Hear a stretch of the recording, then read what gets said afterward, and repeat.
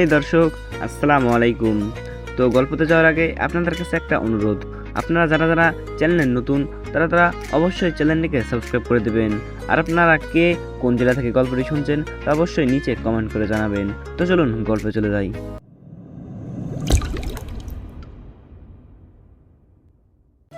একটা Benson light দে তো। আমি মোবাইল থেকে চোখ তুলে বাইরে তাকালাম, দেখি একটা সুন্দরী মেয়ে বাইরে দাঁড়িয়ে আছে। এত সকালে কনকনে শীতের মধ্যে মনে হয় জগিং করতে। এর আগে দেখিনি। তাক, সেসব দেখে লাভ নেই। দোকানের প্রথম কাস্টমার, মানুষের মুখে শুনি কাস্টমার বলে লক্ষ্মী। আমি মুখে হাসি নিয়ে বললাম, আপু বেনসন লাইট নেই, শুধু বেনসন আছে। ধুর, কিসের দোকানদারি করিস? বেনসন লাইট রাখোস না, কি করস? আপনি শুধু বেনসন নেন, ওইটা গত রাতে শেষ হয়ে গেছে। এত সকালে কোনো দোকানও খুলেনি যে আপনাকে এনে দেব। এখন খেলে শুধু এইটা খেতে হবে। আমি জানি না, তুই বেনসন লাইট দে। আমার বেনসন লাইট দরকার। আমি শুধু বেনসন নিয়ে কি করব? কচু খাবো? আমার ওইটা দরকার এখন। তুই কোথা থেকে আনবি আমি জানি না। এতক্ষণ আমি বসা ছিলাম। আমি বসা থেকে উঠে দাঁড়ালাম, ভালো করে মেয়েটাকে দেখলাম। চেনা মনে হচ্ছে না। আর চিনবই কি করে? এই এলাকায় 1 সপ্তাহ হলো আসলাম। আমরা এখানে জায়গা কিনে বাড়ি করি, যেহেতু আমাদের দোকান এখানে। এই 1 সপ্তাহ আব্বার সাথে দোকানে বসে অনেক কিছু শিখলাম। আজকে খুব ভোরে আব্বা কি কাজে যেন ঢাকা গেছে, তাই আমি সকালে দোকান খুলে বসলাম। প্রচণ্ড কুয়াশায় একজন আরেকজনকে দেখা যাচ্ছে না। আব্বার সাথে ঘুম থেকে উঠে নামাজ পড়ে সোজা দোকানে চলে আসলাম। প্রথম কাস্টমারটাই এই মেয়েটা পড়লো। সকাল সকাল কারোর সাথে ঝামেলা করার আমার কোনো ইচ্ছাই নেই, তাও আবার মেয়ে। ছেলে হলে একটা কথা ছিল, দু একটা কটু কথা বলা যেত। আমি বললাম, আমার কাছে নেই, অন্য দোকানে দেখেন। এই বলে আমি চেয়ারে বসে মোবাইল টিপায় মনোযোগ দিলাম। মেয়ে কিছুটা হতাশ কণ্ঠে বলল, তোর কি দোকানদারি করার ইচ্ছে আছে? ইচ্ছে থাকলে আমাকে বেনসন লাইট বের করে দে। আমি জানি তুই মিথ্যা বলছিস, না হলে তোর দোকান আমি 1 ঘন্টার ভিতরে তালা মারবো। আমি বুঝলাম মেয়েটার মাথাটা গেছে। মনে হয় সকাল সকাল পিনিকে ধরছে। মেয়েটা গায়ে পড়ে ঝগড়া করতে আসছে। আমি বিরক্ত কণ্ঠে বললাম, আপনি আমার কথা মন দিয়ে শুনুন, আমার কাছে বেনসন লাইট নেই। এখন আপনি আসতে পারেন। সকাল সকাল পাগল ছাগল কোথা থেকে যেন আসে, জানতো এখান থেকে। এরে কি বলে ফেললাম, দূর, যা বলার বলছি। মাথা গরম হয়ে যাচ্ছে। মেয়েটা রাগী লুক নিয়ে আমার দিকে তাকালো। আমি পাগল ছাগল? মেয়েটা আমার শার্টের কলার ধরে বলল, কোন দিক দিয়ে আমাকে পাগল ছাগল মনে হয়? আরে কে আপনি? গায়ে হাত দিয়েছেন কেন? কলার ছাড়েন। পাগল না হলে কে এই কাজ করতে পারে? একটা কথা আমি বারবার বলছি, আমার কাছে বেনসন লাইট নেই, তাও এই জিনিসটা নিয়ে আপনি বাড়াবাড়ি করছেন। দেখ, তুই কিন্তু আমার সাথে ঝগড়া করছিস, এর ফল কিন্তু ভালো হবে না। আপনি তো বেশি বাড়াবাড়ি করছেন, জানতো এখান থেকে। যাব না। কি করবি তুই? না গেলে দাঁড়িয়ে থাকেন। এই বলে আমি মোবাইল টিপায় মনোযোগ দিলাম। দেখি মেয়েটা দূরে অন্য আরেকটা দোকানের দিকে তাকিয়ে আছে। একটু পর বলল, আচ্ছা দে, শুধু বেনসনই দে। আমি ভাবলাম মেয়েটা সকাল সকাল এসে ঝামেলা করছে, আমার শার্টের কলার ধরছে, এর একটা শাস্তি হওয়া উচিত। তাই আমি 1 সপ্তাহের পুরনো এক বেনসন দিলাম। মেয়েটা চেক না করেই মুখে দিল। শীতের কারণে হাত মনে হয় বরফ হয়ে আছে, যার কারণে ম্যাচ দিয়ে আগুন ধরাতে কষ্ট হচ্ছে। 2-3 বার ট্রাই করে পারছে না, বলল। আগুন ধরিয়ে দে।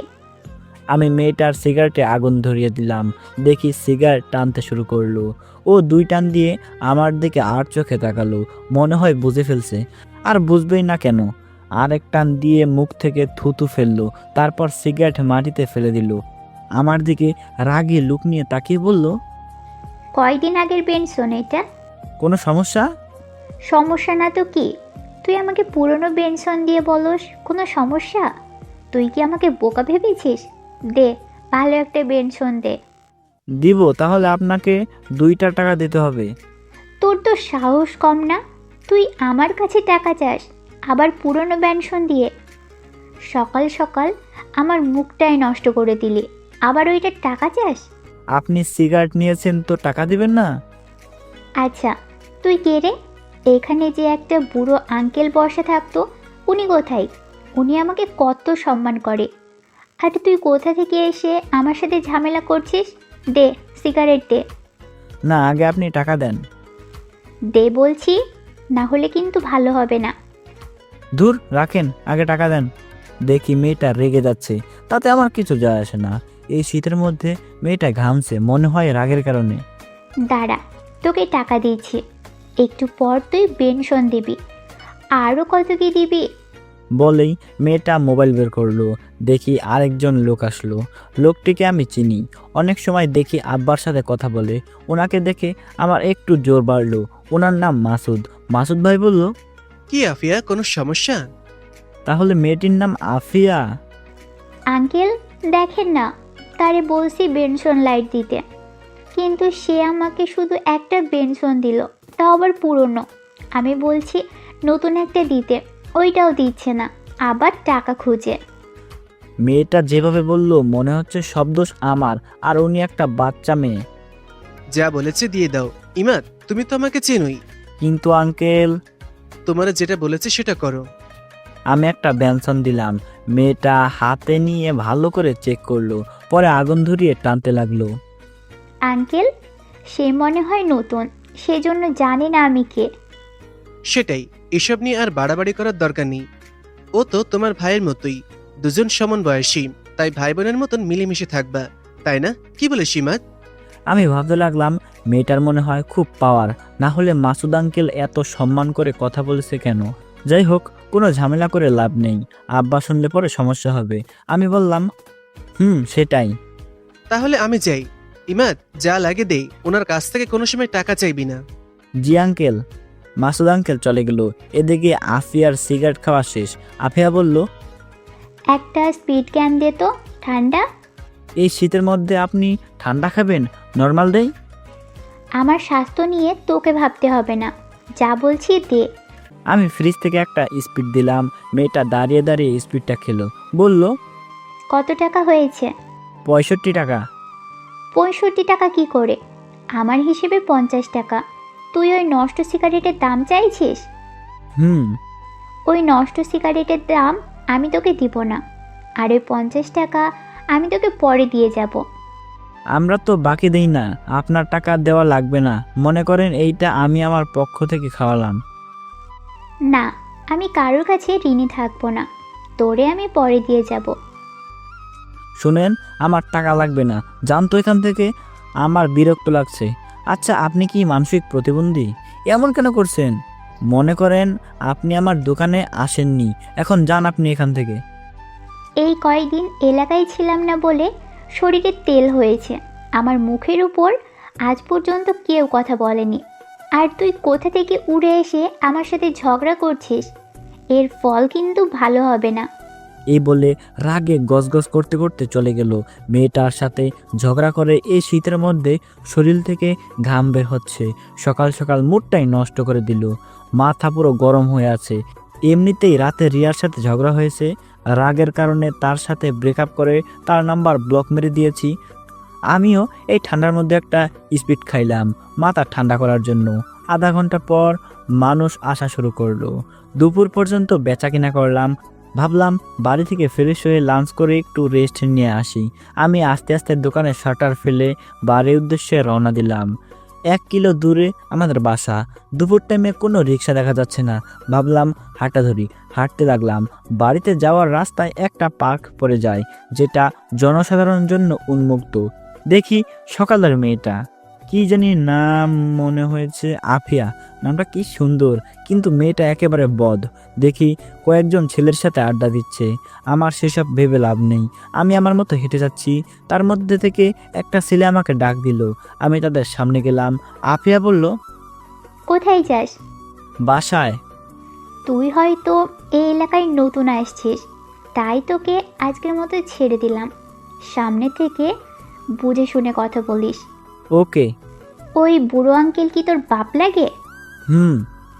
উনি কত ভালো মানুষ, আর তুই একটা বদের হাড্ডি। আমি যেমনই হই তাতে আপনার কি? আমার কিছু না, পরবর্তী সময়ে সাবধান থাকবি, না হলে এই শরীর আর পৃথিবীতে থাকবে না। আচ্ছা দেখা যাবে। আমি সেখান থেকে চলে আসলাম। বাড়িতে এসে গোসল করলাম। মা ভাত দিল। আমি মাকে বললাম, মা আব্বা কখন আসবে? আস্তে আস্তে রাত হবে। আজকে তুই দোকান চালা, রাতে একটু আগেই এসে পড়িস। বেশি রাত হলে যদি রিক্সা না পাস। আচ্ছা। আমি আবার দোকানে এসে পড়লাম। একটু পর দেখি কিসের হুড়াহুড়ি। দেখি একটা ছেলেকে 4-5 জন ধরে মারছে। আমি তাদের আটকাতে যাব, এমন সময় আরেকজন অচেনা লোক আমাকে বলল, ওদের মারামারি ওরা করুক, তাতে তোমার কি? তুমি দোকানদার, তুমি গিয়ে দোকানদারি করো। কিন্তু ছেলেটা তো মরে যাবে। মরে গেলে যাক, তাতে তোমার কি? তুমি গিয়ে দোকানদারি করো। আমি বাধ্য ছেলের মতো দোকানে এসে দেখতে লাগলাম কি হয়। ছেলেটাকে মেরে আধামারা করে ফেলেছে। একটু পর দেখি আফিয়া বাইকে চড়ে আসলো। সেই ছেলেটার কাছে গেল। লোকজনের হুড়াহুড়িতে কিছুই শুনতে পাচ্ছি না, আর দেখতেও পারছি না। একটু পর একজন ছেলেটাকে নিয়ে চলে গেল। সবাই আস্তে আস্তে চলে গেল। আমি দোকানে বেচা কেনা করতে লাগলাম। একটু পর দেখি আফিয়া আসলো, বলল, একটা বেনসন লাইট দে। আমি বিরক্ত হয়ে তাকে একটা বেনসন লাইট দিলাম। ফ্রিতে খেলে তো বিরক্ত হবই। সে সিগারেট খেতে লাগলো। আস্তে আস্তে দোকানের ভিড় কমলো। দেখি আফিয়া এসে দোকানের ভিতরে একটা বসার চেয়ারে এসে বসে পড়ল। বলল, 1 কেজি আটা দে, 1 কেজি চিনি দে, 1 কেজি পেঁয়াজ দে, আর 1 হালি ডিম দে। আমি আফিয়ার মুখের দিকে তাকিয়ে রইলাম। তার চোখের দিকে চোখ রাখলাম। আমার ভয় করছে, এগুলো কি ফ্রিতে দিতে হবে নাকি? আফিয়ার চোখ আমার চোখ একসাথে হলো। আফিয়া কিছুটা লজ্জা পেয়ে চোখ নিচু করে বলল, তুই ভয় পাস না, এগুলোর জন্য আমি টাকা দিব। আমি মুখে হাসি এনে বললাম, ওকে।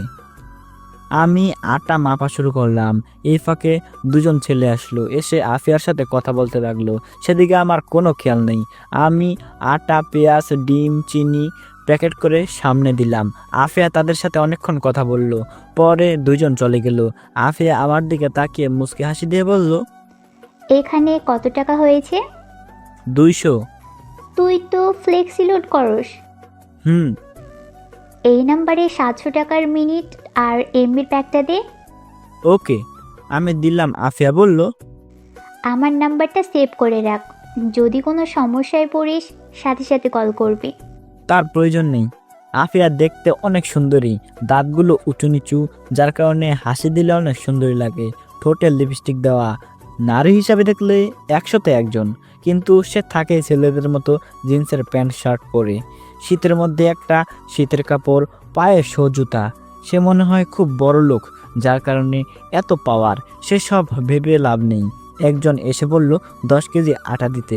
আমি আটা মাপতে শুরু করলাম। 10 কেজি আটা দিলে উনি সেগুলো নিয়ে টাকা দিয়ে চলে গেল। আফিয়া বলল, এগুলোর দাম রাখ, আমি যাওয়ার সময় নিয়ে যাব। কত টাকা হয়েছে? আমি হিসাব করে বললাম, 900 টাকা। আর 4টা সিগারেট দে। আমাকে একটা 1000 টাকার নোট দিয়ে বলল, সব মিলিয়ে কত টাকা হয়েছে রাখ, সকালের টাকাটা রেখে দে। আমি সকালের টাকা না রেখে ফেরত দিয়ে দিলাম।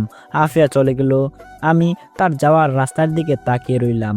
মাসুদ আঙ্কেল যেহেতু বলেছে ও আমার বয়সী, তাহলে আমার বয়স 23 আর ওর বয়স এমনই। এই বয়সে মেয়েরা কি সুন্দরী স্বামীর সাথে ঘর সংসার করে, আর ওর কি অবস্থা? নিশ্চয়ই এর পিছনে একটা কারণ আছে। সেই কারণটাই আমার জানতে হবে। এর মধ্যে দেখি মোবাইলে কল আসলো। নাম্বার চিনি না। ফোন ধরে কণ্ঠ শুনে বুঝতে পারলাম এটা রিয়া। ফোন দিছ কেন? তোর সাথে ব্রেকআপ? আমার কথা শোন, আমি খুবই দুঃখিত। আসলে আমি বুঝতে পারিনি তোরে আমি ভালোবাসি ইমাদ। তোরে ছাড়া আমি বাঁচবো না। এটা তো আমি লাস্ট 2 বছর ধরে শুনে আসছি। সত্যি বলছি। আমি তোরে পরে ফোন দিচ্ছি, এখন দোকানে আছি। আচ্ছা ফোন দিস মনে করে। আমি একাধারে রাত 10টা পর্যন্ত বেচা কিনা করলাম, কিন্তু মানুষ আসছেই। ভাবলাম চলে যাই, না হলে রিক্সা পাবো না। কিন্তু না, দোকান বন্ধ করতেই 11টা বেজে গেল। আমি দেখি আফিয়ার প্যাকেট পড়ে রইল।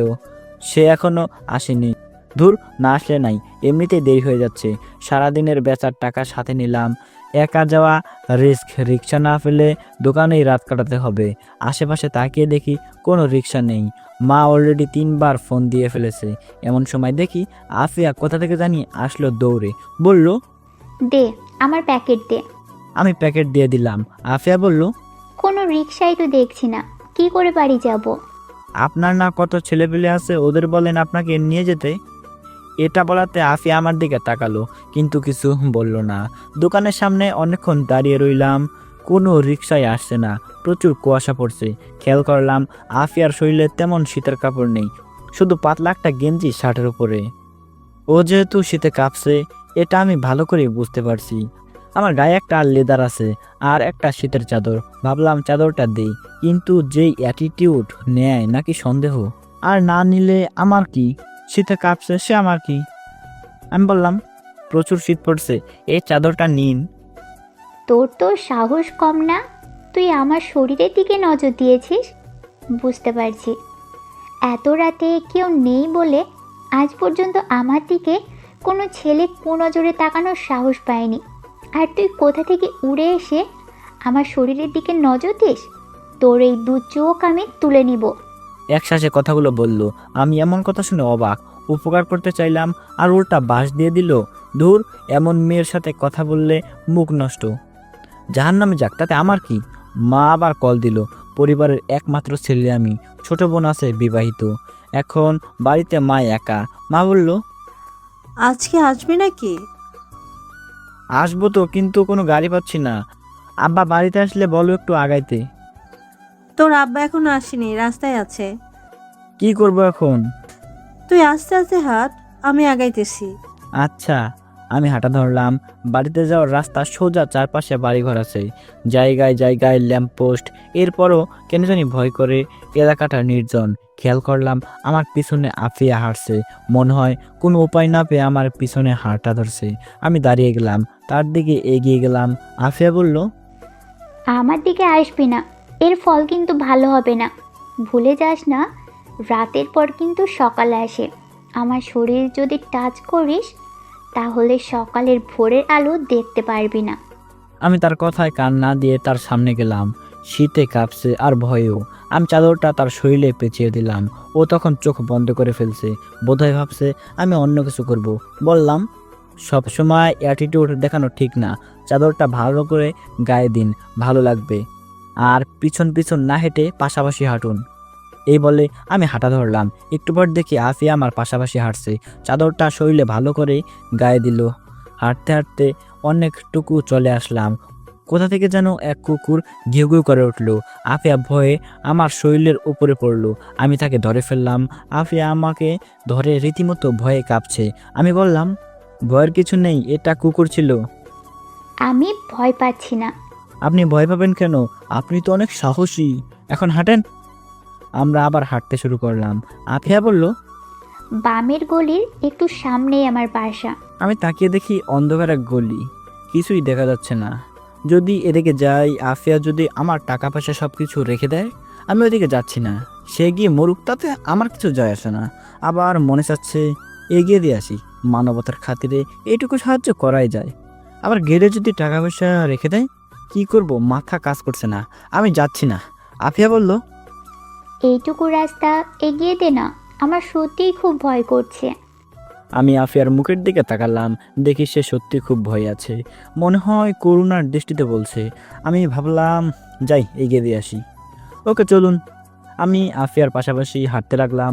আফিয়া আমার শরীরের সাথে লেগে লেগে হাঁটছে। কিছুক্ষণ পর আফিয়া বলল, এইটা আমার বাসা, ভিতরে এসে বস। না, তার প্রয়োজন নেই, আরেকদিন আসবো।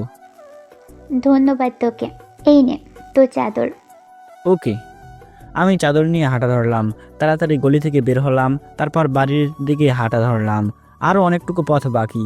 এখন আমার নিজেরই ভয় করছে। দেখি সামনে থেকে একজন মহিলা আসছে। ভালো করে তাকিয়ে দেখি এটা মা।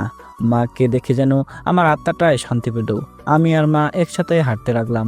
কিছুক্ষণ হাঁটার পর 4-5 জন ছেলে আমাদের ঘিরে ধরলো। তাদের প্রত্যেকের মুখ মাফলার দিয়ে ঢাকা। এক মুখোশধারী বলল, যা আছে সব কিছু দিয়ে দে। মা ভয় পেয়ে আমার পিছনে লুকালো। একজন এসে আমার পকেটে হাত দিতে লাগলো। আমি ছেলেটার হাত ধরে ফেললাম। একজন পিছন থেকে চাপাটি বের করলো। মা ভয় পেয়ে বলল, যা, সব কিছু দিয়ে দে। আমি ছেলেটার হাত ছেড়ে দিলাম। ছেলেটা আমার পকেট থেকে মোবাইল নিয়ে গেল। আরেক পকেট থেকে দোকানের টাকা বের করলো। 20,000 টাকার মতো ছিল। ওইটা পেয়ে তারা চলে যেতে লাগলো। পিছন থেকে মোবাইল ঢিল দিয়ে সবগুলো দৌড়ে পালালো। মা সেখানে কাঁদা শুরু করলো। আমি মাকে উঠিয়ে বাড়ি নিয়ে আসলাম। মা কেঁদে কেঁদে বলল, ওইখানে কত টাকা ছিল? 20,000। সব শেষ, আমাদের সব শেষ। আমার কিছু বলার নেই। যে চাপাতি বের করছিল একটা কোপ দিলে বাঁচার কোনো সম্ভাবনাই নেই। আমি মাথায় হাত দিয়ে বসে রইলাম। সারাদিনের বেচা কিনা এক নিমিষেই শেষ। একটু পর আব্বা এলো। আমাদের এই অবস্থা দেখে আব্বা বলল, কি হয়েছে তোদের মুখের এই অবস্থা কেন? মা কেঁদে কেঁদে আব্বাকে সব কিছু বলল। আব্বা শুনে মাথায় হাত দিয়ে বসলো, বলল, আমার তোরে আগেই সতর্ক করা উচিত ছিল। আমার তোরে আগেই সতর্ক করা উচিত ছিল। আমি কিছু না বলে আমার রুমে চলে আসলাম। এসে শুয়ে রইলাম, ভাবতে লাগলাম এটা কে করলো। এই এলাকা চলে আফিয়ার কথায়। এলাকায় কিছু হলে সেটা অবশ্যই আফিয়া জানবে। তার মানে এই কাজ সম্পূর্ণ আফিয়ার। কিন্তু সে তো আমার সাথেই ছিল। ওকে তো আমি নিজের বাড়িতে পৌঁছে দিলাম। সকালে গিয়ে আফিয়াকে জিজ্ঞাসা করতে হবে। এমন সময় দেখি রিয়ার কল। এমনিতেই মাথা গরম হয়ে আছে, আবার রিয়ার কল ধরলে আরও মাথা গরম হবে। আমি ফোন কেটে দিলাম। রিয়া আমার আগের কলেজের বেস্ট ফ্রেন্ড। আস্তে আস্তে দুজনকে ভালোবেসে ফেলি। ওই কলেজ থেকে ইন্টার শেষ করি, তারপরে এখানে এক কাছের কলেজে ভর্তি হই। যদিও তখন বাড়ি থেকে আসতাম, কিন্তু এখানে বাড়ি করায় এখান থেকে গিয়ে ক্লাস করি। মাঝে মাঝে অধিকাংশ সময় দোকানে কাটাই। আমি এখন অনার্স 3rd ইয়ারে আছি।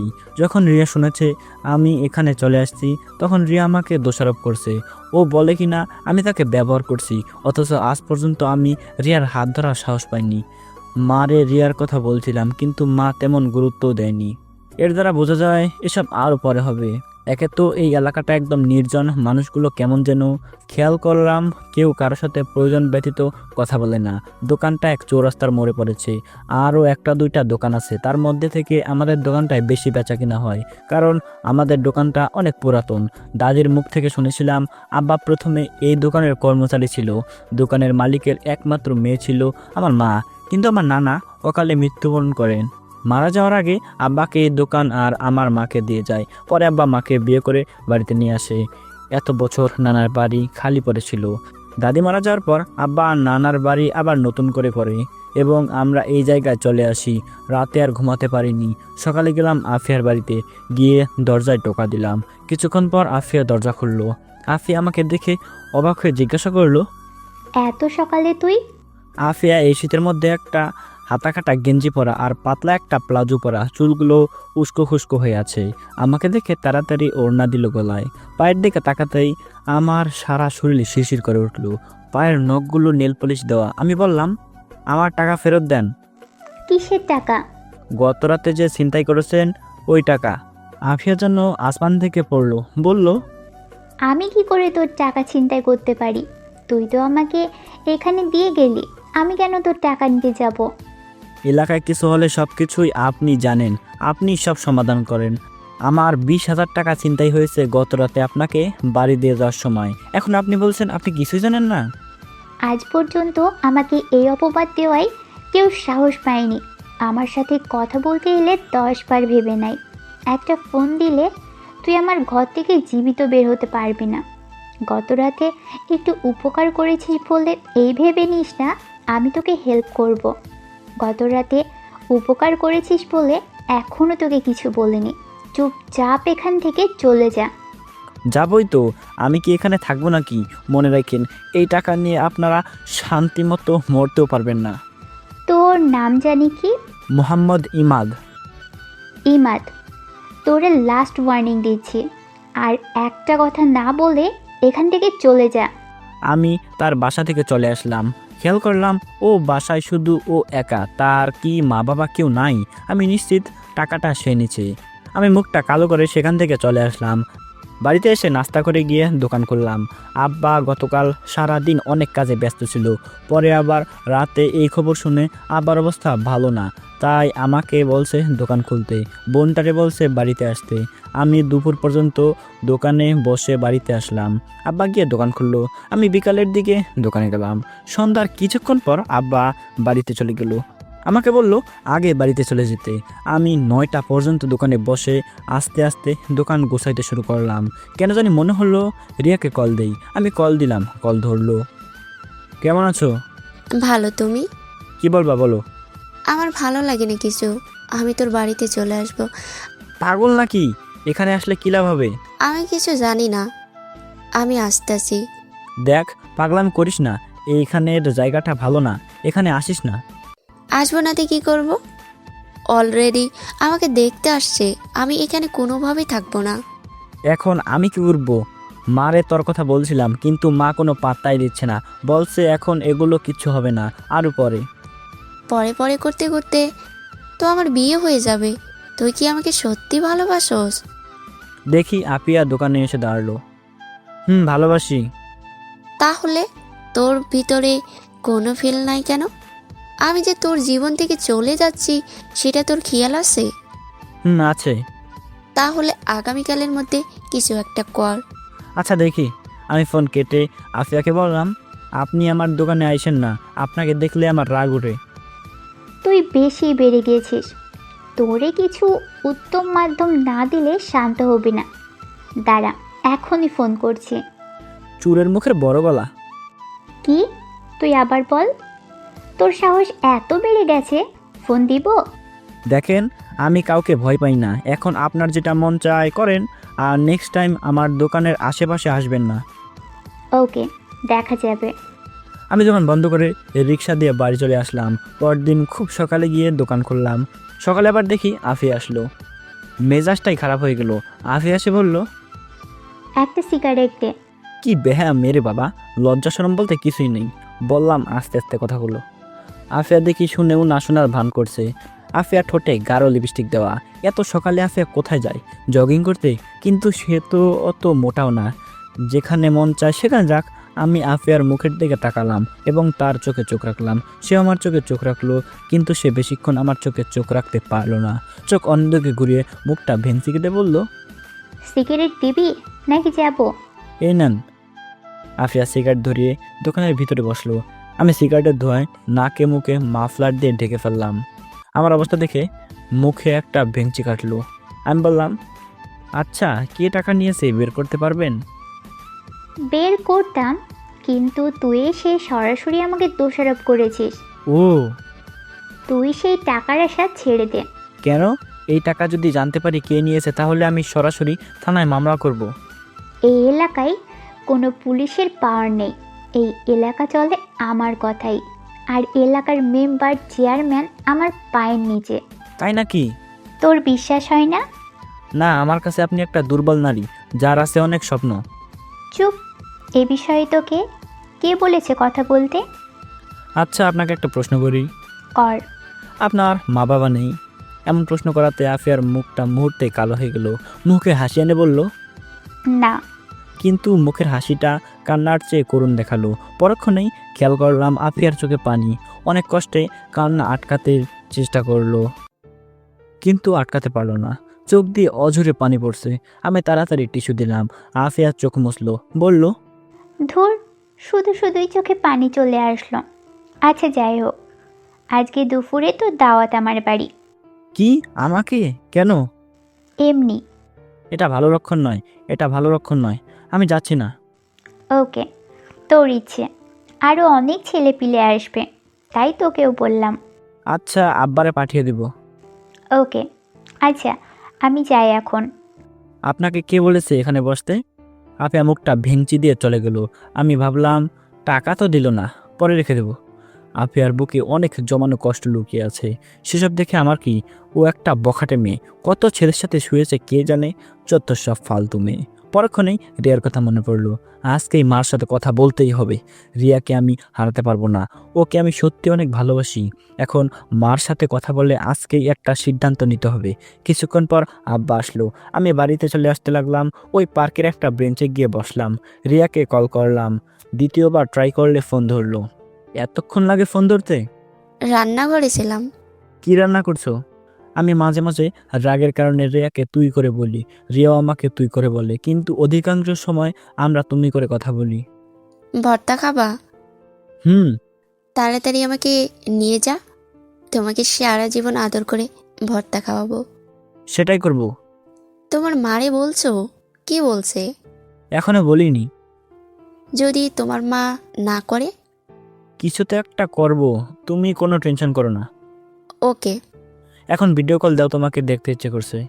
ওকে। রিয়া ভিডিও কল দিল। রিয়াকে দেখে আমার মনটা শান্ত হলো।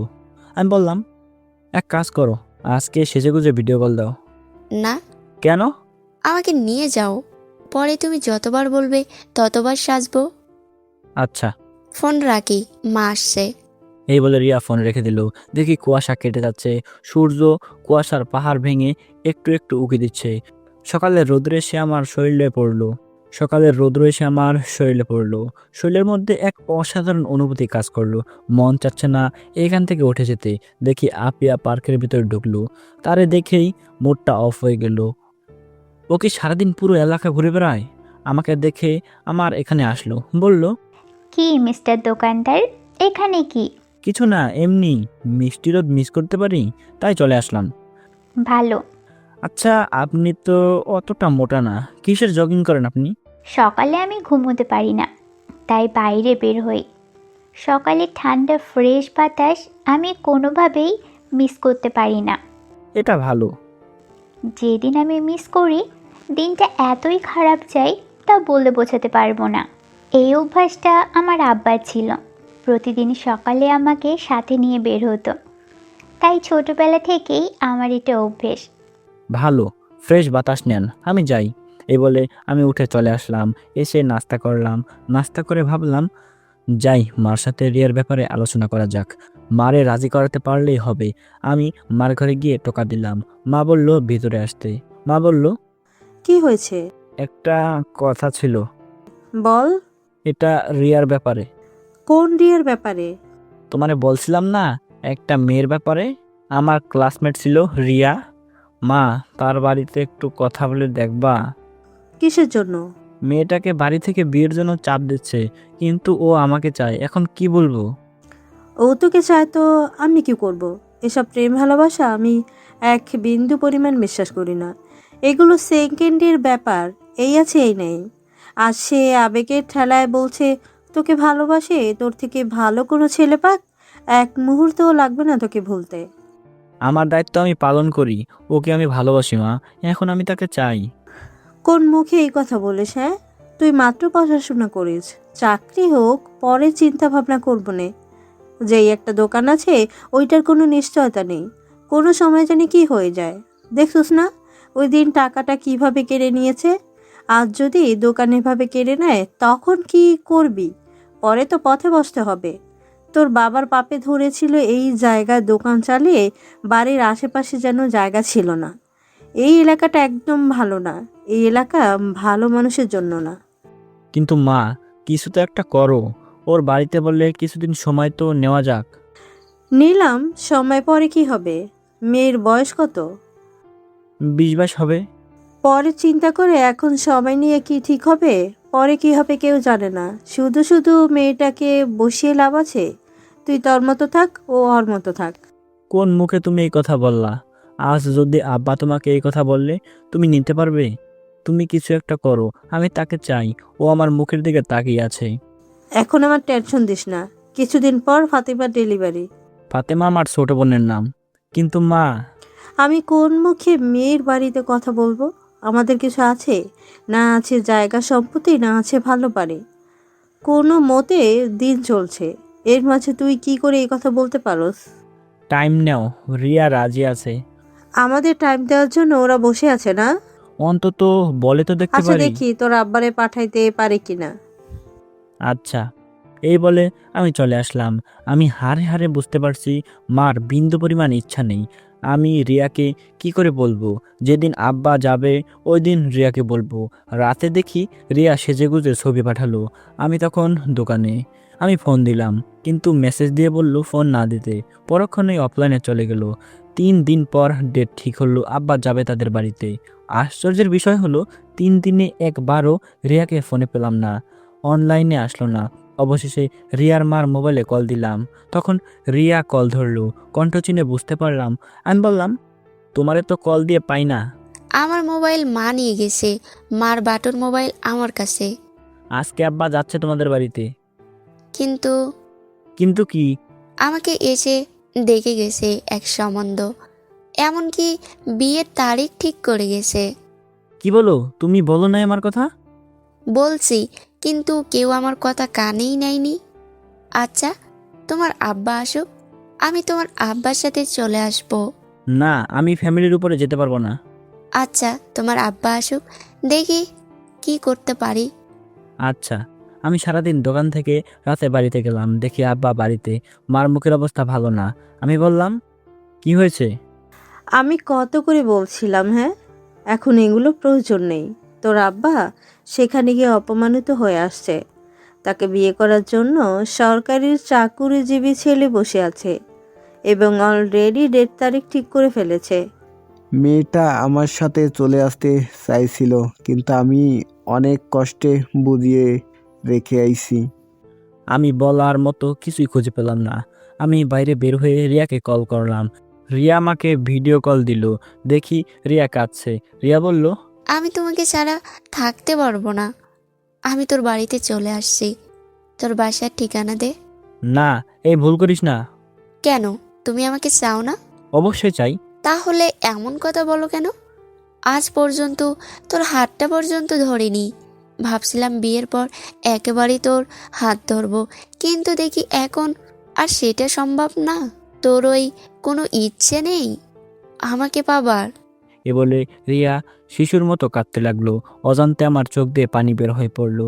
আমার ভিতরটা কষ্টে পড়ে যাচ্ছে। তাড়াতাড়ি তোর বাসার ঠিকানা দে, আমি আগামীকাল আসছি।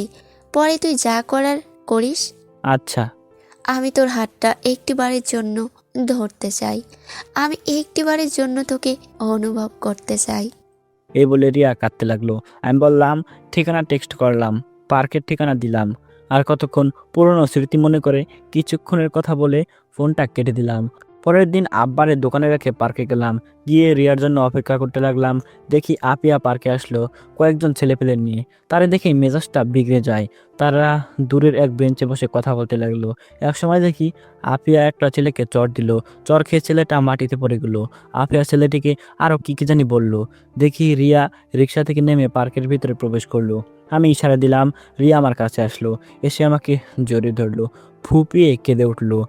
আমি তার পিঠে হাত রেখে সান্ত্বনা দিতে লাগলাম। আমি রিয়াকে আমার পাশে বসালাম। রিয়া আমার হাতে হাত ধরলো, আমার কাঁধে মাথা রেখে কাঁদতে লাগলো। রিয়া বলল, আমি তোমাকে হারাতে চাই না। আমিও। চলো না, এখন গিয়ে বিয়ে করে ফেলি, পরেরটা পরে হবে। কিন্তু বুঝেছি, তোমারই কোনো ইচ্ছা নেই। শুনেছি সত্যিকার ভালোবাসা বলে কখনো কাউকে ভয় পায় না। আসলে তুমি আমাকে সত্যি ভালোবাসো না। বাসি না, বাসলে কি আর এত কিছু করতাম? সবার আগে ফ্যামিলি। যারা এই ফ্যামিলির উপরে গিয়েছে তারাই শেষ হয়ে গেছে। কতই না ভালো হতো যদি সারাটা জীবন একসাথে থাকতে পারতাম। এখনো হয়তো সময় আছে।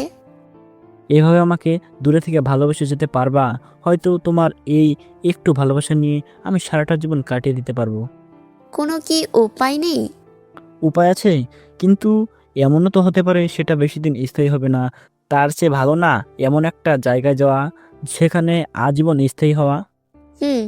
কিন্তু তুই প্রমিস কর, আজীবন তুমি আমার সাথে সম্পর্ক রাখবা, আমাকে ভুলবা না কোনো দিন। কথা দিলাম, তোমার সাথে আজীবন যোগাযোগ রাখবো। মনে করবা আমি তোমার পাশে আছি সব সময়। মনে আছে আমরা দুজন প্রেমে পড়ার আগে কিরকম ছিলাম? ঠিক সেরকম ভাবে আমাদের সারাটা জীবন কাটিয়ে দেব। ওকে, তুমি কোন মেয়েকে বিয়ে করবা সেটা আমি সিদ্ধান্ত নিব। আমার পছন্দ, তোমার পছন্দ। আচ্ছা, একটু হাসো, তোমার হাসিটা অনেকদিন ধরে মিস করছি। রিয়া একটু মুচকি হাসি দিল। দূর থেকে যতই বলতাম রিয়া আমাকে দোষারোপ করতো আর কোনো অঘটন ঘটিয়ে ফেলতো। কাছে থেকে বুঝিয়ে বলাতে ও কীরকম মেনে নিল। এমন নয় যে আমি রিয়াকে ভালোবাসি না। ধরলাম আমি রিয়াকে বিয়ে করলাম তার ফ্যামিলিকে না জানিয়ে। এক্ষেত্রে রিয়ার কোনো অস্তিত্ব থাকবে না। কোনোদিন শখ করেও নিজের বাপের বাড়ির নাম বলতে পারবে না। যার কোনো অস্তিত্ব নেই তার আবার কিসের স্বপ্ন সুখ? কিছুদিন পর আমি হয়ে যাব তার কাছে নরক। তার চেয়ে ভালো না দূরে থেকে দুজনকে ভালোবেসে যাব। আমাদের এরকম মিশিয়ে বসাতে আফিয়া প্রশ্নবোধক মুখ নিয়ে আমাদের কাছে আসলো। বলল, কি মিস্টার দোকানদার, গার্লফ্রেন্ড নাকি? হুম। কিন্তু তোমরা এভাবে মিলিয়ে বসে আছো কেন? এটা তো পাবলিক প্লেস।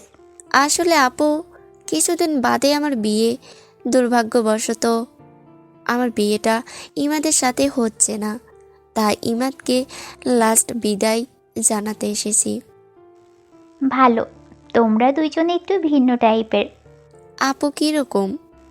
আমি যতদূর জানি, কোনো ছেলের গার্লফ্রেন্ডের বিবাহ হলে তাদের বিচ্ছেদের সময় একজন আরেকজনকে গালাগালি, মারামারি, হ্যান ত্যান কত কিছুই, এমনকি একজন আরেকজনকে খুনও করে ফেলে। আর তোমরা দুইজন কি সুন্দর হাসি মুখে দুজন দুজনকে বিদায় দিচ্ছ। হয়তো এর মধ্যেই কোনো কল্যাণ আছে। জি আপু। আসলে কি জানো, ভালোবাসার মানুষটিকে বিয়ে না করাই শ্রেয়। কারণ বিয়ে করলে মানুষটি থেকে যায়, কিন্তু ভালোবাসাটা আর থাকে না।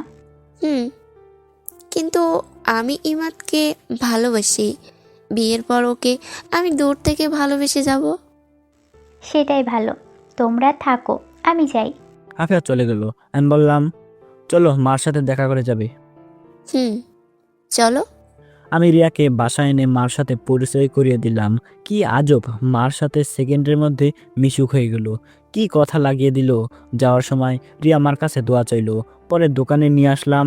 আব্বার কাছে থেকে বিদায় নিয়ে দোয়া চাইলো, পরে বাস স্টেশনে নিয়ে গেলাম। শেষমেশ বিদায়ে রিয়া কেঁদে দিল, আমাকে জড়িয়ে ধরে রাখলো। বাসে উঠে দিয়ে দোকানে চলে আসলাম।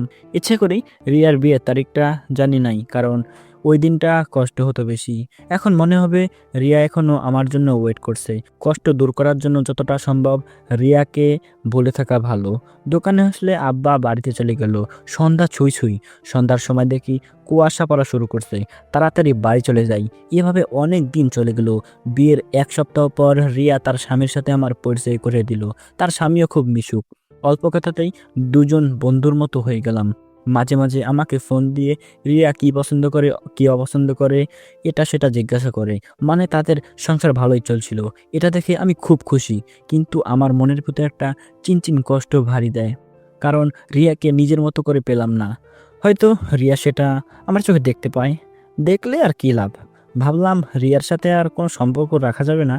তার সাথে কথা বললেই পুরনো স্মৃতি মনে হয়। তখন ভিতর থেকেই চাপা কান্না চলে আসে। আস্তে আস্তে রিয়ার কল ইগনোর করতে লাগলাম। এভাবে মাসখানেক চলে গেল। দোকানের মধ্যে এখন আমি বেশি সময় থাকি, কারণ আব্বা বছরখানেক আগে স্ট্রোক করেছিল, যার কারণে বেশি প্রেশার নিতে দেই না। এই 1 মাসের মধ্যে আব্বা পুরো দোকান আমাকে বুঝিয়ে দিয়ে দিল। ভালোই চলছিল দিনকাল। একদিন রাতে ঠিক করলাম রাতে দোকানে কাটিয়ে দেব, কারণ দেরি হয়ে গিয়েছিল। পৌষ মাসের শীত মাথা পড়েছে। বাইরে কুয়াশা ছাড়া কিছুই নেই। দোকান পরিষ্কার করতেছিলাম, এমন সময় দেখি আফিয়া কোথা থেকে জানি দৌড়ে আসলো। বলল, 1 কেজি তেল দে, আর মুখে দেওয়ার জন্য ভালো একটা ক্রিম দে, আর একটা সুই দে, 1 প্যাকেট নুডলস। রাতে সুই দিতে পারবো না। দে দে। আরও কয়েকটা জিনিসের নাম বলল। আজকে সিগারেট চাচ্ছে না। আমি বললাম, সিগারেট দেবো না। না রে, ঠান্ডা লাগছে। আমি আস্তে আস্তে সবগুলো জিনিস দিলাম।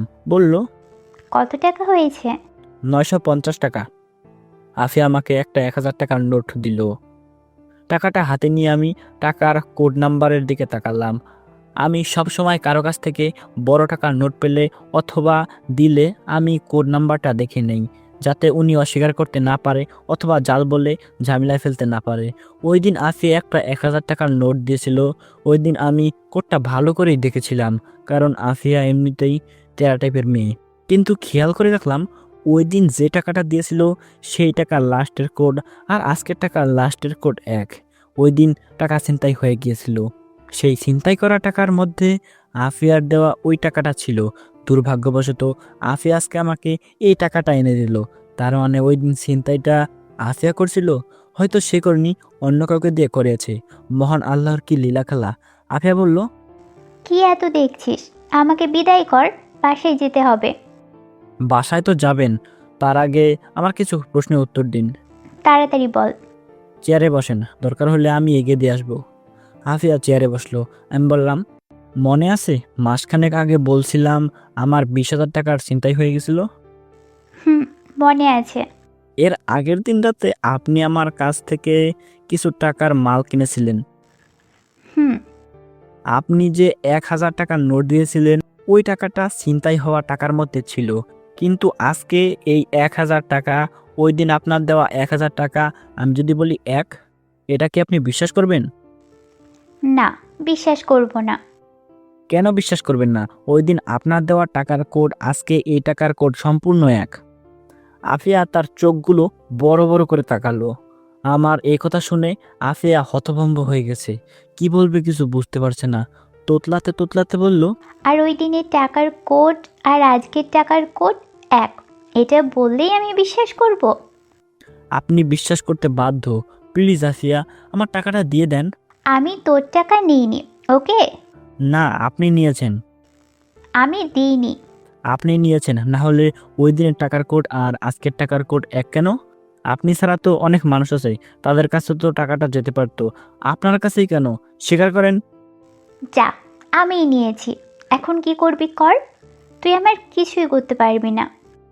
কি নির্লজ্জ মেয়ে, প্লিজ আমার টাকাটা ফেরত দিয়ে দেন। তোরে আমি একটা টাকাও দিব না। এখন দেখি তুই কি করিস। এই আমি উঠলাম। আমি তার কিছুই করতে পারবো না, এটা আমি ভালো করে জানি। আব্বা জানলে আব্বাও কিছু করতে পারবে না, তার চেয়ে ভালো তাদের না জানানো। টাকার আশা আমরা আরও অনেক আগেই ছেড়ে দিয়েছি। এখন দেখি আফিয়াকে ফাপড় টাপড় দিয়ে কিছু নিতে পারি কি না। জানি কিছুই নিতে পারবো না। আমি বললাম, দেবেন না? না, দিব না। আমি ভাবতেছি আফিয়ার দুর্বল জায়গাটায় আঘাত করব। না থাক, মেয়েটাকে কাঁদিয়ে লাভ নেই। ওকে, দেখা যাক। আফিয়া বাইরে তাকিয়ে দেখে কোনো গাড়ি নেই। আফিয়া বলল, বাসায় যাবি না? না, আজকে দোকানে থাকবো। এখন আমি কি করে বাসায় যাব? আমার দিকে তাকিয়ে মুচকি হাসি দিয়ে বলল, একটু এগিয়ে দিবি? ধুর, আপনি কে? আপনাকে চিনি না, বের হন দোকান থেকে। টাকা চুরি করে বলে আবার বড় বড় কথা। আপনার মতো মেয়েরা লাস্টে মানুষদের লাথি উষ্টা খেয়ে মরে। এমন করতেছোস কেন? একটু হেল্পই তো চাইছিলাম। ওই দিন তো আপনার হেল্প করেছিলাম, উল্টা আমার পিঠে লাথি মারলেন। এলাকায় অন্য কেউ ছিল না? আসলে আমি জানতাম না ওরা তোর টাকা ছিনতাই করছে। পরদিন সকাল পর্যন্ত আমি জানতাম না। তুই যখন আমার সাথে রাগারাগি করে চলে গিয়েছিলি, পরে আমি খোঁজ নিয়ে জানতে পারি তোর টাকা ছিনতাই করেছে। পরে ভাবলাম তোর কাছে ছোট হয়ে লাভ কি, তার চেয়ে ভালো না জানানো। অনেক ভালো কাজ করেছেন, এখন দোকান থেকে বের হন। ইমাদ, সরি। সরি আমি বুঝি না, আমার টাকা ফেরত চাই। 20,000 টাকা কামানো খুব কষ্ট, চোররা টাকার মর্যাদা কি বুঝবে? আফিয়ার মুখটা মুহূর্তের মধ্যে কালো হয়ে গেল। মনে হচ্ছে লজ্জায় কি বলবে কিছুই বুঝতে পারছে না। আমি আমার টাকা ফেরত চাই। এখন যেটা করার দরকার আমি সেটাই করব। খেয়াল করলাম আফিয়ার চোখের কোণে পানি জমে গেছে। ধূপ করে চেয়ারে বসে পড়লো, হাত দিয়ে মুখ ঢেকে ফেললো। কিছুক্ষণ পর আফিয়া তার মোবাইল দিয়ে বলল, এই নে তোর টাকা। এখন প্লিজ আমাকে বাসায় এগিয়ে দে। মন থাকলে আর জীবনেও তোর দোকানের মুখ দেখবো না। টাকা ছিনতাই করে আবার অভিমান দেখায়, তাতে আমার কি? আমি আফিয়ার হাত থেকে মোবাইল নিলাম। মোবাইল নিয়ে দেখি আইফোন 14 প্রো ম্যাক্স। মোবাইল দেখে আমি অবাক। আফিয়া আইফোন 14 চালায়, এটা যেন আমি বিশ্বাস করতে পারতেছি না। চালাতে পারে, পাবলিকের টাকা মেরে মেরে খায়। যাই হোক, 20,000 টাকার বেশি উঠে যাবে। সেটা আপনার ইচ্ছা। এখন আমাকে বাসায় দিয়ে আয় পারবো না। প্লিজ। ওকে। আমি দোকান তালা মেরে বের হলাম। আফিয়া আমার সাথে ঘেঁষে ঘেঁষে হাঁটছে, মনে হয় ভয় পাচ্ছে। আফিয়ার শরীর থেকে মিষ্টি একটা গন্ধ ভেসে আসছে। কিছুক্ষণ হাঁটার পর আফিয়ার বাড়িতে পৌঁছলাম। আফিয়া বলল, ভিতরে এসে বস। না থাক, আমি যাই। ভিতরে আয়। আফিয়ার জোরাজুরিতে ভিতরে ঢুকলাম, গিয়ে সোফায় বসলাম। বাড়িটা তেমন বড় না, একতলা ছাদ, রুম 3টা। রুমগুলো আসবাবপত্র দিয়ে ভরপুর, অনেক সুন্দর করে সাজানো ঘরটা। কিছুক্ষণ বসে রইলাম, খেয়াল করলাম আফিয়া রান্নাঘরে যেন কি করছে, খাওয়ার জন্য কিছু তৈরি করছে। খিদাও লাগছে। কিছুক্ষণ পর আফিয়া নুডলস রান্না করে নিয়ে আসলো, আমার সামনে দিয়ে বলল, নে খা। খাবো না। আরে খা, আমার সাথে তো ঝামেলা মিটমাট। এখন তাড়াতাড়ি খেয়ে নে। ওকে। আমি নুডলস খাওয়া শুরু করলাম। মুখে দিয়ে আমি যেন আকাশ থেকে পড়লাম। এত স্বাদ, এত স্বাদ, কি করে হতে পারে? আমার খাওয়া সব থেকে বেস্ট নুডলস। আমি এক প্লেট খেয়ে আরেকটু নিলাম। নুডলস খেয়ে পানি খেলাম, ভাবলাম একটু প্রশংসা করি। আমি বললাম, এত স্বাদের নুডলস আমি জীবনেও খাইনি। সত্যি এটা অনেক ভালো ছিল। সত্যি অনেকদিন পর আমি একজনকে নিজে হাতে রান্না করে খাওয়ালাম। তাহলে উঠি, এখন আমাকে এগিয়ে দেবে কে? আমি। পরে আমাকে এগিয়ে দেবে কে? এই বলে হাসতে লাগলো। আমি বললাম, তাহলে যাই। সাবধানে যাস। আমি হাঁটা ধরলাম। আস্তে আস্তে হাঁটতে হাঁটতে দোকানে চলে আসলাম। এসে দোকান বন্ধ করে ভেতরে পিছনে খাট আছে, ওইটায় মাঝে মাঝে থাকি, সেখানে শুয়ে পড়লাম। অনলাইনে আফিয়ার মোবাইল বিক্রি করে দিলাম 50,000 টাকা। বলছে পরদিন টাকা দিয়ে মোবাইল নিয়ে যাবে, বাকি 30,000 টাকা আফিয়াকে ফেরত দিয়ে দেব। সকালে খেয়াল করলাম কে জানি দোকানের শাটারে আওয়াজ করছে। এই শীতের মধ্যে উঠতে একটু ভালো লাগছে না। আমি শীতের কাপড় পরে শাটার উপরে উঠাইলাম। দেখি আফিয়া, দেখি এখনো তেমন একটা আলো ফুটেনি। আমি বললাম, এত সকালে কি, দোকান আরো পরে খুলবো। ওকে, আমাকে একটা সিগারেট দে। আপনার ঠান্ডা লাগছে না? একটু খেয়ে ফেলে দিব। ওকে। আমি একটা ব্যঞ্জন লাইট দিলাম, বললাম, এখন যান, আমি একটু পরে দোকান খুলবো। না, এখন বের হ, আমার সাথে জগিং করবি। আমার এত ঠেকা পড়ছে না, আপনার মনে চাইলে আপনি যান। না, তুই আমার সাথে যাবি। না, যাব না। না, তুই যাবি। এই বলে আমাকে আফিয়া শার্টের কলার ধরে দোকান থেকে বের করলো। বলল, দোকান তালা মার। আমি দোকান তালা মেরে আফিয়ার পাশাপাশি হাঁটতে লাগলাম। আফিয়া সিগারেট ফেলে দিল, বলল, তুই সিগারেট খাস না? না। ভালো। আফিয়া হাঁটতে হাঁটতে নদীর পাড়ে নিয়ে আসলো। কুয়াশার কারণে কিছু দেখা যাচ্ছে না। আমি বললাম, এত শীতের মাঝে কি জন্য নিয়ে আসলেন? কি আরামের ঘুমের মধ্যে ছিলাম। আমার আজান দেওয়ার আগেই ঘুম ভেঙে যায়, পরে আর ঘুমে ধরে না, তাই বাইরে চলে আসি। আপনার জগিং করার কি দরকার? আপনার তো স্লিম ফিগার, মানে একদম পারফেক্ট। ধুর, তুই যে কি বলিস, চল ওই দিকটাই যাই। চলেন। আমি আর আফিয়া কিছুক্ষণ হাঁটাহাঁটি করে দোকানে চলে আসলাম। আফিয়া বাড়িতে চলে গেল, আমি দোকান খুললেই বসলাম। কিছুক্ষণ পর আব্বা আসলো, আমি বাড়িতে চলে আসলাম। এসে খাওয়া দাওয়া করে আবার দোকানে যেতে লাগলাম রিক্সা দিয়ে। আফিয়ার বাড়ির রাস্তার মোড়ে এসে দেখি আফিয়া দাঁড়িয়ে আছে। আমাকে দেখে থামতে বলল, রিক্সা থামালো। আফিয়া বলল, মামা, আমিও যাব। আরে আপনি কি করে উঠবেন? ভাই আপনি অন্য রিক্সা নিয়ে চলে যান, আপা যেখানে যাবে আমি দিয়ে আসি। আরে কি বলেন, আমাকে দোকানে দিয়ে আসেন। আফিয়া হেসে বলল, অসুবিধা নেই, আমরা শেয়ার করে বসছি। আরে না, আপনি যান, আমি অন্য রিক্সা দিয়ে আসছি। চুপচাপ বস, আমার হাত ধর। এই বলে আফিয়া তার হাত বাড়ালো। আমি অনিচ্ছা সত্ত্বেও আফিয়ার হাত ধরে টান দিয়ে আমার পাশে বসালাম। আমাদের দুজনকে এভাবে দেখে মানুষ আর চোখে তাকাতে লাগলো। আমি লজ্জায় মুখ ঢেকে ফেললাম। কিছুক্ষণের মধ্যে দোকানে পৌঁছালাম। দুপুরে খাবার নিয়ে এসেছি। আমি আসলে আব্বা চলে গেল। আফিয়া আরও আগে নেমে গিয়েছে। ঘন্টাখানেক পরে দেখি আফিয়া আবার দোকানের পাশে দাঁড়িয়ে কয়েকটি ছেলের সাথে কথা বলছে। তার মধ্যে দোকানে একটা মেয়ে কাস্টমার আসলো, বলল, একটা নাম্বার লেখেন 0175245। থাক, এখনকার যুগে ফ্লেক্সিলোড করে শান্তি পাই না, একটা মিনিট কার্ড দেন। মানে? নাম্বার দিলে পরে আবার এই নাম্বারে ফোন দিয়ে জ্বালাতন করবেন। আপনাদের মতো ছেলেদের আমার চেনা আছে, আপনারা সুন্দরী মেয়ে দেখলেই মাথা ঠিক থাকে না। দেন, মিনিট কার্ড দেন। সব কিছুই ঠিকই ছিল, তোর নাম্বার দিতে অসুবিধা, তুই মিনিট কার্ড নিবি ভালো কথা, তুই এসব আলতু ফালতু পেঁচাল পারস কেন? মেজাজটার সাথে সাথেই গরম হয়ে যায়। আমি বললাম, মিনিট কার্ড আপনার কাছে বিক্রি করবো না, অন্য কোনো দোকান থেকে নেন। মিনিট কার্ড নেই মানে? ও বুঝেছি, আমার নাম্বারটা চাস, সেটা তুই আমাকে সরাসরি বললেই তো চলতো। এমনিতেও তুই একটু হ্যান্ডসাম, তবে দেওয়া যায়। আমার মতো সুন্দরী মেয়েদের পিছনে ছেলেরা লাইন ধরে দাঁড়িয়ে থাকে। আচ্ছা নে, নাম্বারটা তুল। আমি মেয়েটার দিকে তাকাতেই আমার কেমন যেন লাগছে। ঠোঁটে গাঢ় লিপস্টিক, যেটা আমার একদম পছন্দ নয়। বুকে উরু দুটো স্পষ্ট বোঝা যাচ্ছে। এমনিতেই মেজাজ গরম হয়ে আছে। আমি বললাম, সরেন তো দেখি। বাইরে তাকিয়ে দেখি কোনো ছেলেপেলে তো নেই, এমনকি বাইরে একটা কুত্তাও নেই। আমি বললাম, কোথায়? আপনার জন্য না বলে ছেলেরা লাইন ধরে দাঁড়িয়ে থাকে, কোথায়? বাইরে তো একটা কুত্তাও নেই। মেয়েটা অপমান লুকানোর জন্য তোতলাতে তোতলাতে বলল, তোরে দেখাইতে হবে, এখন নাম্বার তুল। আপনার মন মানসিকতায় সমস্যা আছে। আপনার কাছে আমি ফ্যাক্সিলোড বিক্রি করব না, যান এখান থেকে। কি আমার মন মানসিকতার সমস্যা? তোদের মতো লুচ্চা ছেলেদের জন্য আজকে আমার মতো সুন্দরী মেয়েরা শান্তি মতো ফ্লেক্সিলোড করতে পারে না। ওকে ফাইন, আপনি ফ্যাক্সিলোড করেন না। আমাদের চিল্লাচিল্লির আওয়াজ শুনে আফিয়া দোকানে আসলো, বলল, কি হয়েছে? এই মেয়ে, তুমি কে? ওর সাথে ঝামেলা করছো কেন? ঝামেলা করব না তো কি করব, লুচ্চা একটা। আফিয়া আপনি শুনেন, উনি এসে বলেন নাম্বার লেখ, কিন্তু নাম্বার না দিয়ে উনি বলেন আমি বলে আবার ফোন করে ডিস্টার্ব করব। আমি বলি লুচ্চা, আরও কত কিছু বলল। আফিয়া ঠাস ঠাস করে মেয়েটার গালে চড় দিল, বলল, তোর সাহস তো কম না? তুই কি করে ইমাদকে লুচ্চা বলিস? তোর নাম্বার দিতে এতই প্রবলেম, তাহলে ফিক্সিলোড করতে আইসোস কেন? আপনার সাহস তো কম না? আপনি কি করে আমাকে চর মারলেন? জানেন আমি কে? আমি এই এলাকার চেয়ারম্যানের মেয়ে। আব্বারে বললে আপনাদের সবগুলোকে এখন ভোগে পাঠাবে। এক্ষুনি তোর আব্বারে ফোন দে।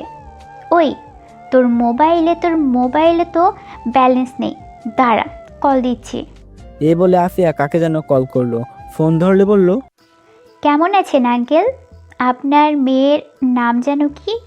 ও ও ওখানে একটু ঝামেলা করছে, ওকে একটু বোঝান তো। এই নে মোবাইল ধর। মেয়েটা মোবাইল ধরলো, কতক্ষণ কথা বলে বলল, লাস্টে বলল, আচ্ছা। সরি আপু, কিছু মনে করবেন না, আসলে আমি একটু বেশি বাড়াবাড়ি করে ফেলেছি। ইমাদ সরি, আমি যাই। নেক্সট টাইম এই এলাকায় সাবধানে সাবধানে চলাফেরা করবি, যা। ওকে আপু। এই বলে মেয়েটা চলে গেল। আফিয়া ছেলেগুলোর সাথে দু একটা কথা বলে দোকানে এসে বসলো। আসলে তুই তো লুচ্চাই, মানে আমাকে কোন দিক দিয়ে লুচ্চা মনে হয়? অনেক দিক দিয়ে। যাই হোক, মেয়েটাকে মারা আপনার ঠিক হয়নি। আমি তোর জন্য মেয়েটাকে মারলাম, আর তুই বলিস ঠিক হয়নি? হুম। সিগারেট দে একটা। না দিব না, আপনার সিগারেট খাওয়া বন্ধ। তুই বলছিস, যা আর খাবো না। সত্যি? আমার জন্য আপনি কেন সিগারেট খাওয়া ছেড়ে দেবেন? জানি না। খাওয়া দাওয়া করছেন? না চলেন খাওয়া দাওয়া করি। না, তার চেয়ে ভালো তুই আমার বাসায় চল, সেখানে খাওয়া দাওয়া করে চলে আসিস। না, আজকে টাইম শর্ট, আরেকদিন। ওকে, তুই খাওয়া দাওয়া কর, আমি বাড়ি যাই, রাতে কিছু জিনিস লাগবে। এই রিক্সা। আফিয়া রিক্সা দিয়ে চলে গেল। আমি খাওয়া দাওয়া করে রাত 9টা পর্যন্ত বেচা কিনা করলাম। এর মধ্যে আফিয়ার মোবাইলটা নিয়ে গেল টাকা দিয়ে। ভাবতেছি বাকি টাকা কি আফিয়াকে দিয়ে দিব, নাকি আফিয়ার জন্য আরেকটি মোবাইল কিনে দেব। ধুর, ও টাকা ওকে দিয়ে দেব। এখন বের হবো বাড়িতে যাওয়ার জন্য। এমন সময় আফিয়া আসলো, বলল, 5 কেজি চাউল দে। এখন কিছু দিতে পারবো না, দোকান বন্ধ করে ফেলবো, আগামীকাল নিয়েন। এখন দে। ওকে, আর কিছু লাগলে তাড়াতাড়ি বলেন। আফিয়া আরও কিছু জিনিসপত্র নাম বলল, সেগুলো দিলাম। কত টাকা বিল হলো বললাম, সেগুলো দিল। আফিয়া টাকা দিল। আমি বললাম, আপনার আইফোন বিক্রি করেছি, এই নেন আপনার বাকি 30,000 টাকা। তোরে কে বলছে বিক্রি করতে? আমি তোর টাকা দিয়ে মোবাইল নিতাম। আপনি কবে টাকা নিয়ে আসবেন সেই আশায় আমি বসে থাকবো, এখন টাকা নেবেন? না, তাহলে আগামীকাল আমাকে মার্কেটে নিয়ে গিয়ে মোবাইল কিনে দিবি। আমার টাইম নেই, ধরেন আপনার টাকা, এখন কি করবেন আপনি জানেন। তুই আমাকে নিয়ে যাবি, এটা আমার পরিষ্কার কথা। আচ্ছা দেখি। আমি তাড়াতাড়ি দোকান থেকে বের হলাম, কারণ বাইরে একটা রিক্সা দাঁড় করিয়ে রাখছিলাম। আমি আগে গিয়ে রিক্সায় উঠে পড়লাম। আফিয়া বলল, আমি এত কিছু নিয়ে কি করে যাব? আপনি থাকেন, আমাকে দিয়ে আপনাকে নিয়ে যাবে। কি অকৃতজ্ঞ ছেলে রে তুই! একটা মেয়েকে তুই এভাবে ফেলে চলে যাবি? এর চেয়ে বেশি আর কি বা করতে পারি? তুই জানিস তোর যে এখন এখান থেকে হেঁটে যেতে হবে? জানি। তাহলে চল একসাথে শেয়ার করে যাই। এ বলে আমি রিক্সা থেকে নেমে গেলাম। আফিয়ার জিনিসপত্রগুলো উঠালাম। আফিয়া রিক্সায় উঠে বসলো। আফিয়া বলল, উঠবি নাকি চলে যাব? মামা ওনাকে নামিয়ে দিয়ে আবার এখানে আসবেন। রিক্সা আর এখানে আসবে না, মন চাইলে ওঠ, না হলে হেঁটে আই। আমি জানি আফিয়া যেটা বলবে রিক্সাওয়ালা সেটাই শুনবে। আমি বাধ্য হয়ে আফিয়ার পাশে বসলাম। রিক্সা চলা শুরু করলো। আফিয়া আমার সাথে আরও ঘেসে বসলো, বলল, অনেক শীত, আরও ঘেসে বস, তাহলে শীত লাগবে না। আপনার সাথে বসলেই এমনিতেই শরীর গরম হয়ে যায়। আফিয়া আমার হাতের মধ্যে নিজের নরম উষ্ণ হাতটা রাখলো। আমি আফিয়ার দিকে তাকালাম, চারিদিকে অন্ধকার। আফিয়া আমার হাত শক্ত করে ধরে আমার সাথে আরও ঘেঁষে বসলো। আমি কিছুই বুঝতে পারছি না, কিন্তু একটা জিনিস বুঝতে পারছি, আফিয়া তার ভিতরে কষ্টগুলো অনুভূতির মাধ্যমে জানান দিয়ে যাচ্ছে। আমি আমার হাতটা সরিয়ে নিলাম। কিছুক্ষণের মধ্যেই আফিয়ার বাড়ির সামনে চলে আসলো। আফিয়া নেমে গেল, আমিও বাড়িতে চলে আসলাম। পরের দিন খুব সকালে বের হয়ে দোকানে আসছি, পথের মধ্যে আফিয়ার সাথে দেখা। আমি ভাবলাম এ কোন ঝামেলায় পড়লাম, যেদিকে তাকাই সেদিকেই আফিয়া। সেই কেন আমার সামনে পড়ে? ওর কি কোনো মেয়ে বান্ধবী নাই? শুধু ছেলেদের মতো বাইরে ঘুরে বেড়ায়, অন্যদিকে দিয়ে ওরে দেখলে ভালোই লাগে। ভাবতাছি প্রেমে পড়ে গেলাম নাকি। আফিয়া আমাকে দেখে বলল, কি রে, এত সকালে কোথায় যাস? তার আগে আপনি বলেন এত সকালে আপনি বাইরে কি করেন? এই শীতের সকাল আমার খুব ভালো লাগে। এত ঠান্ডার মধ্যে নিজেকে গরম রাখার মধ্যেই যে একটা অনুভূতি, সেটা তোরে বলে বোঝাতে পারবো না। ও আজকে আরও পরে দোকান খুলিস। কেন? চল দুজনে মিলে একসাথে হাঁটি। এখান থেকে দোকান পর্যন্ত আমি হেঁটে যাব, এতটুকু পর্যন্ত একসাথে যেতে পারি। এইটুকুই হলেই চলবে। তাহলে চলেন। আমি আর আফিয়া পাশাপাশি হাঁটতে লাগলাম। এত সকালে কুয়াশার মধ্যে সামনে কি আছে দেখা যাচ্ছে না। আমি ভাবলাম আফিয়ার ফ্যামিলি নিয়ে কিছু প্রশ্ন করি। আচ্ছা, আমি কি আপনাকে আপনি করে রাখবো নাকি তুমি করে? আজ পর্যন্ত আমাকে তুমি কিংবা তুই বলার কেউ সাহস পায়নি, সবাই আপনি করেই ডাকে। কিন্তু তুই আমার কাছে একটু স্পেশাল, সেজন্য তুই আমাকে যেটা খুশি ডাকতে পারিস। আপনার কাছে স্পেশাল ভেরি ইন্টারেস্টিং। এই যে আপনি এত টাকার জিনিসপত্র কিনেন, এত টাকা কোথায় থেকে পান? তোর দোকান থেকে কিনি তো, সেজন্যই তুই আমাকে এই প্রশ্ন করছস। আজ থেকে তোর দোকানের মুখই দেখব না। আচ্ছা, আমার দোকানের মুখ দেখেন না, তার আগে এটা বলে যান এত টাকা কোথায় পান? আব্বা ব্যাংকে কিছু টাকা রেখে গিয়েছিল, ওই টাকা লাভ দিয়ে চলি। আর ধান্দা তো আছেই। বয়ফ্রেন্ড কয়টা? দেখছস আমার হাত, একটা চড় দিব।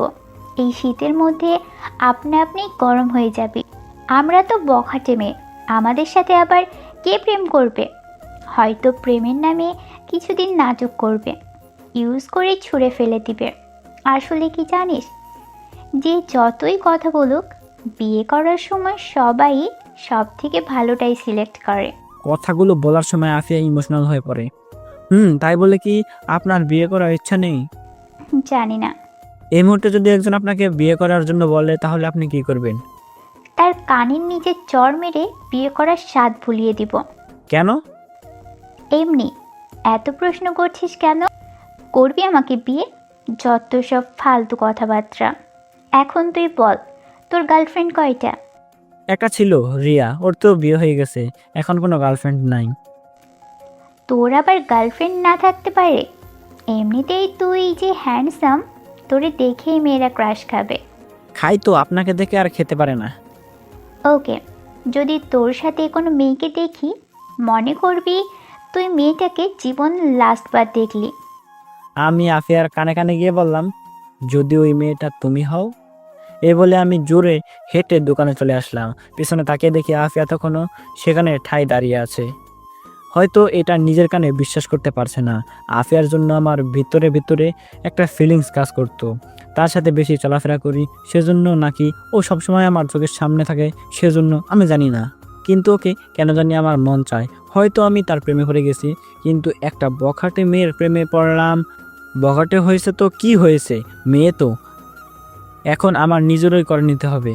আর আমি কোনো সময় আমার ভালোবাসার কথা বলবো না, কারণ ও তো বখাটে মেয়ে, কোন সময় মন ঘুরে যায় কে জানে, তারপরে ফান্দে ফেলে টাকা খাবে। আচ্ছা, দেখে কি হয়। এমনিতেই আফিয়া অনেক সুন্দরী, আর ও নিজেকে প্রোটেক্ট করতে জানে। আমি দোকান খুলে বসলাম, দেখি আফিয়া আসলো। বলল, মোবাইল কিনতে কখন যাবি? আব্বা দোকানে আসুক, তারপর দেখি। ওকে। এই বলে আফিয়া হাসি দিল। হাসিটা আমার বুকে তীরের মতো বেদ করলো। আমি বললাম, এখন কোথায় যাবেন?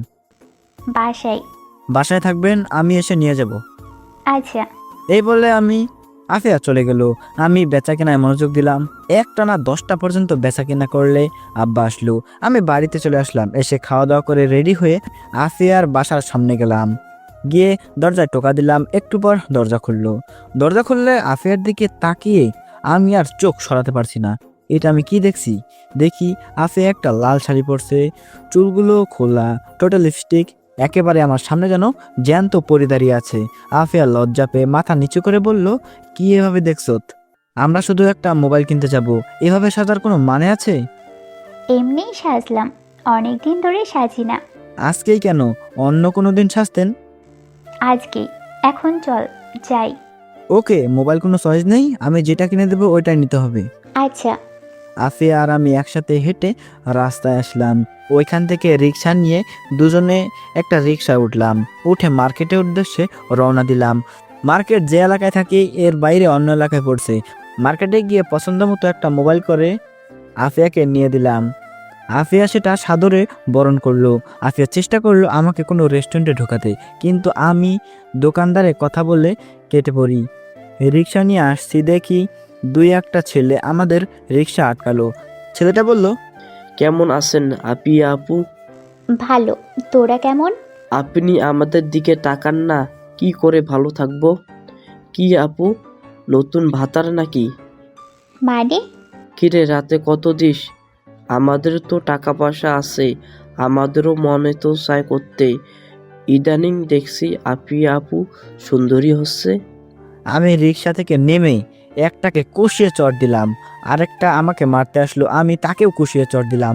দুজনে চড় খেয়ে আমাকে বকতে লাগলো। আমি বললাম, ওই মামা রিক্সা টান দেন। আমি গিয়ে রিক্সা উঠলাম। রিক্সা উঠলে আফিয়া কাঁদতে লাগলো। আফিয়া বলল, আমি কি করেছিলাম তাদের? এত খারাপ কথা কি করে বলতে পারলো? ওরা ওদের কথা বলছে, তুমি তাদের কথায় কান দিও না। না, ওদের একটা শিক্ষা দিতেই হবে। এই বলে কাকে জানি কল করলো, কিছুক্ষণ কথা বলল। বুঝলাম ও ছেলে দুটোকে ধরে আনতে বলেছে। আফিয়া বলল, জানিস, কেউ কাউকে সম্মান করে না, সবার কাছ থেকে সম্মান আদায় করে নিতে হয়। আরে তেমন কিছু না, রাগ করার দরকার নেই। আজ থেকে আমি আর তোর সামনে আসবো না। যেদিন তোর যোগ্য হতে পারবো সেদিন তোর সামনে আসবো। তো বন্ধুরা, এটি ছিল এই গল্পের প্রথম সিজন। আর দ্বিতীয় সিজন আমরা খুব তাড়াতাড়ি নিয়ে আসতেছি। ততক্ষণ সবাই ভালো থাকবেন, সুস্থ থাকবেন। আল্লাহ হাফেজ।